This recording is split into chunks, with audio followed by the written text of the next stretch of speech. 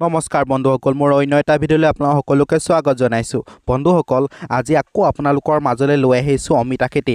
মই আগতে আপোনালোকক ভিডিঅ'ত দেখুৱাইছিলোঁ যে আমি কেনেদৰে অমিতা পুলিবোৰ ৰুইছিলোঁ আৰু আমি কেনেদৰে প্ৰথম কোবত সাৰ দি পেলাই মাটি চপাইছিলোঁ আৰু তাৰে ফল এয়া দেখিছেনে বন্ধুসকল, অমিতা পুলিবোৰ প্ৰায় 3 মাহতে ডাঙৰ হৈ উঠিছে। এতিয়া গৰম দিন আহিয়ে গ'ল, চ'ত মাহ সোমালে। চ'ত মাহত পুলিবোৰ যথেষ্ট বাঢ়ি আহিছে আৰু প্ৰত্যেকজোপা গছৰ গুৰি একদম পুৰা শকত হৈছে। এয়া দেখিছেনে বন্ধুসকল, আজি আপোনালোকক দেখুৱাম আমি ছেকেণ্ড কোটা কি সাৰ প্ৰয়োগ কৰিছোঁ আৰু কিমান ডিষ্টেঞ্চ আমি সাৰ দিম।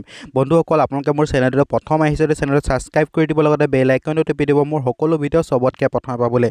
যোৱাকালি যিহেতু আমাৰ ইয়াত ডাঙৰ বতাহ বৰষুণ দিছিলে, সেই বৰষুণ দিয়াৰ কাৰণে মাটিবোৰ ভালদৰে তিতি যোৱা দেখি আমি প্ৰায় 3 বিঘা মাটিৰ কাৰণে 15 কেজি DAP আনিছোঁ আৰু আনিছোঁ 7 কেজি ইউৰিয়া। পুলিবোৰ ৰোৱাৰ যিহেতু 3 মাহমান সময় হৈছে, সেই বন্ধুসকল মই ইউৰিয়া আৰু DAP খুব কম পৰিমাণে ব্যৱহাৰ কৰিছোঁ। বহুতো মানুহে কি হৈ যায়, অকণমান সাৰ বেছিকৈ প্ৰয়োগ কৰি দিয়ে আৰু ইউৰিয়াটোকে বেছি হৈ গ'লে কেতিয়াবা পুলিটো উপকাৰী হোৱাতকৈ অনিষ্ট হয় আৰু পুলিটো কিবা মৰহি পায়, কেতিয়াবা মৰিও যায়।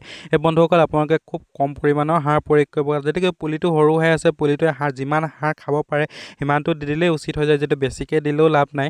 এই বন্ধুসকল দেখিছে, মই সাৰবোৰ ভালদৰে মিক্স কৰি পেলাই পুলিটোৰ এনেকৈ চাৰিও ৰাউণ্ডে এনেকৈ ভালদৰে দি গৈ আছে। যিহেতু প্ৰথমতে মই একো সাৰ মাৰি পেলাই কোৰ মাৰি দিছিলোঁ, সেই কোৰ মাৰি দিয়াৰ ভেটিটোৰ ওপৰতে প্ৰায় 5 ইঞ্চিমান দূৰত্ব ৰাখি পেলাই পুলিটোৰ গুৰিত এনেদৰে ছটিয়াই গৈছোঁ। আপোনালোকেও এনেদৰে সাৰ প্ৰয়োগ কৰোঁতে 5 ইঞ্চিমান দূৰত্ব ৰাখিহে আপোনালোকৰ গছজোপাত এনেদৰে সাৰ প্ৰয়োগ কৰিব।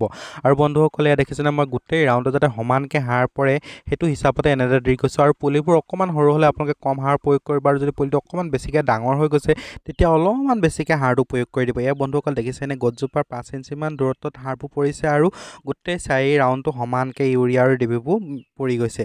এনে কৰিলে কি হৈ যায়, গছজোপা একো অনিষ্ট নহয় আৰু গছজোপা ধুনীয়াকৈ বাঢ়ি আহে। বন্ধুসকল, আপোনালোকে মোৰ হাতখনৰ এয়া দেখিছেনে, এমুঠি নহয় আধা মুঠিমান হ'ব। এই আধা মুঠিমান এনেকৈ আপোনালোকে এইটো হিচাপতে সাৰটো লৈ ল'ব। ইয়াৰ পাছতে আপোনালোকে গোটেই 4 ৰাউণ্ডটো এয়া দেখিছেনে কি ধুনীয়াকৈ ছটিয়াই দিছোঁ। এনেদৰে ছটিয়াই গ'লেই হৈ যায়। অমিতা গছবোৰত যেতিয়া ফুল আহিব তেতিয়া আমি আকৌ এবাৰ সাৰ প্ৰয়োগ কৰিম। তেতিয়া ফুল বেছিকৈ লাগিবলৈ আমি আৰু কিছুমান পেকেট সাৰ ব্যৱহাৰ কৰি সেইবোৰ আপোনালোকক দেখুৱাম। এতিয়া আমি জাষ্ট ইউৰিয়া আৰু DAP গছজোপা গ্ৰ'থৰ কাৰণেহে দিছোঁ। বন্ধুসকল, সাৰবোৰ দিয়াৰ পাছত আপোনালোকে ইয়াত দেখিছে ভিডিঅ'টোত আমি কিদৰে কোৰ মাৰি দিছোঁ। কোৰ মাৰি দিলে কি হৈ যায়, ইউৰিয়া আৰু DAPবোৰ ধুনীয়াকৈ মাটিডোখৰত মিল হৈ যায় আৰু গছজোপা খুব সোনকালে বাঢ়ি আহে কোৰ মাৰি দিলে। বন্ধুসকল, ইয়াৰ ৰিজাল্টটো মই আপোনালোকক 2 সপ্তাহমানৰ পাছতে দেখুৱাম। 2 সপ্তাহমানৰ পাছতে গছবোৰ প্ৰায় এফুটমান ওখ হৈ উঠি আহিব। আৰু প্ৰত্যেক বছৰে যেতিয়া আমি অমিতা খেতি কৰিয়ে থাকোঁ আৰু অমিতা খেতি কৰাৰ আমাৰ যথেষ্ট অভিজ্ঞতা আছে, সেই অভিজ্ঞতাটো লৈ পেলাই আমি ভিডিঅ'বোৰ বনাওঁ। ইয়াত দেখিছেনে বন্ধুসকল, আমি গোটেই 4 ৰাউণ্ডত যেতিয়া সাৰ প্ৰয়োগ কৰিছিলোঁ, সাৰবোৰ এনেদৰে ঢাকি দিব। আৰু আপোনালোকে কোৰ মাৰোঁতে এটা কথা মনত ৰাখিব, যাতে গছজোপাৰ গুৰিত যাতে খাল কৰি থৈ নাযায় ভেটিবোৰ মাৰোঁতে, আৰু খুব ওপৰলৈ টানিব নালাগে। গছজোপাৰ গুৰিত সিমান মাটি নিদিলেও হৈ যায়। জাষ্ট আপোনালোকে ভেটিটো বনাব, যিহেতু ভেটিবোৰ বনাই থ'লে পাছৰ কোপৰ সাৰ যিটো অলপমান আঁতৰত দিব লাগিব, সেই তেতিয়া সাৰ দিবলৈ খুব ভাল হয়। ইয়াত দেখিছেনে বন্ধুসকল, মই গছজোপাৰ গুৰিলে সিমান মাটি টনা নাই, যদি ভেটিটো অকণমান ডাঙৰ কৰি দিছোঁ।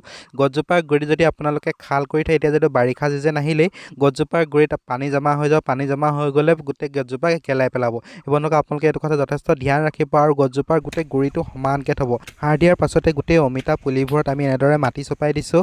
আশা কৰোঁ আপোনালোকে ভিডিঅ'টো চাই ভাল পালে। ভিডিঅ'টো ভাল পালে যদি লাইক শ্বেয়াৰ কৰিব আৰু চেনেলটো ছাবস্ক্ৰাইব কৰি দিব। মই আকৌ 2 সপ্তাহৰ পাছত আকৌ অমিতা পুলি এটা ভিডিঅ' লৈ আহিম, য'ত এই অমিতা গছবোৰ 2 ফুট বা 1 ফুট ওপৰলৈ উঠি আহিব আৰু যথেষ্ট গুৰিবোৰ শকত হ'ব। বন্ধুসকল, আজি ভিডিঅ'টো এইখিনিতে সামৰোঁ। ধন্যবাদ।